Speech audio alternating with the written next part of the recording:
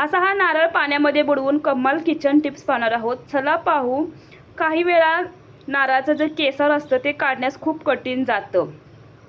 आता म्हणाल मशीनने काढा, मशीन मात्र सर्वांजवळ नसतं। अगदी लेडीजही काढू शकेल इतकी सोपी टिप्स आहे। नारळ हा पाण्यामध्ये बुडवून 1-2 मिनिटं ठेवायचा, अगदी नळाखाली धरला तरी चालेल। आता हा पूर्ण नारळ भिजलेला आहे, तो एका प्लेटमध्ये ठेवायचा। असा हा स्क्रू ड्रायव्हर घ्यायचा किंवा कठीण चम्मच घ्यायचा आणि अशा प्रकारे सर्व बाजूने घुसवून घ्यायचा, थोडासा आतल्या बाजूला घुसवून घ्यायचा। आता केसर काढणं सोपं होतं। अशा प्रकारे हे केसर काढून घ्यायचं। वरील ओलं केसर काढलं ना की आतील केसर काढण्यास मदत होते। आतील जे केसर आहे ते पटकन निघलं जातं। अशा प्रकारे तुम्ही नारळ सोलून घेऊ शकता, पटकन होतो।